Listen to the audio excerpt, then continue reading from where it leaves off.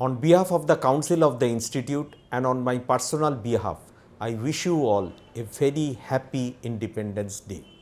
On this holiest day, celebrating 75th anniversary of the independent India, I have the great pleasure to convey warmest congratulations and best wishes to all my fellow Indians and their families living anywhere in the globe.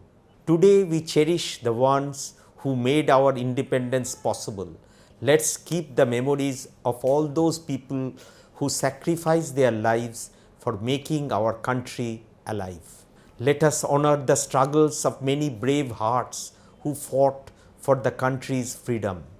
Let's salute the martyrs for the sacrifices they have made and thank them for giving us our freedom.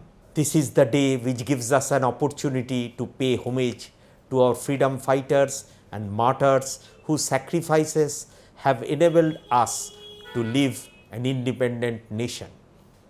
As our nation is commemorating 75th year of its independence, Honorable Prime Minister Narendra Modi ji has urged all of us to celebrate the spirit of the freedom struggle in a befitting manner at national and international level in the form of Azadi Ka Amrit Mahotsav.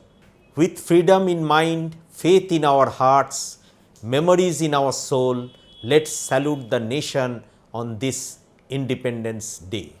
Established in 1944, the Institute of Cost Accountants of India has been continuously contributing to the growth of the industrial and economic climate of the country, and our large convoy of CMAs have been partners in the nation building.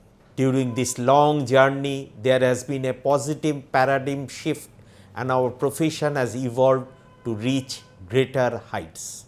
Over the years, role of a cost and management accountant has transformed and moved from factory to the boardroom, making human contribution in the company's decision making.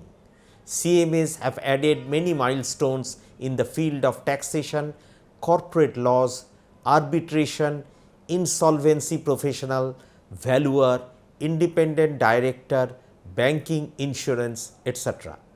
The Institute and its members are fully committed to support the government in all its initiatives for the economy and have always worked in a very cohesive and progressive manner with the government, whether it is Make in India, GST implementation, Swachh Bharat campaign, CSR, MSME initiatives, Atmanirbhar Bharat Abhijan, doubling farmers' income and various other initiatives. Coronavirus has posed a greatest challenge before the country in terms of human, economical and financial crisis. But we are hopeful and would continue to support the decisions of our government in combating these challenges. We together shall succeed. On this auspicious day, I quote Swami Vivekananda, who said, "Let new India arise out of peasants' cottage, gasping the plough, out of huts, cobbler and sweeper." I would also recall the encouraging words of our former Prime Minister Atal Bihari Vajpayee. Our aim may be as high as endless sky, but we should have a resolve in our minds to walk ahead hand in hand, for victory will be ours. Today we shall come forward and take oath to sincerely perform our duty and contribute to the country's economic development with our full zeal and vigor. Before I put a full stop here, I pay my tribute to Rabindranath Tagore.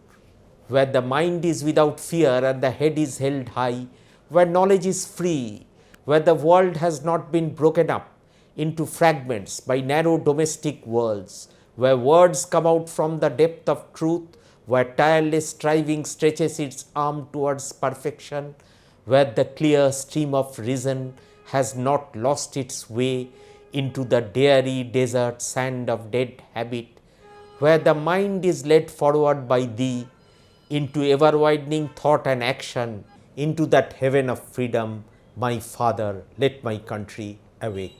Jai Hind.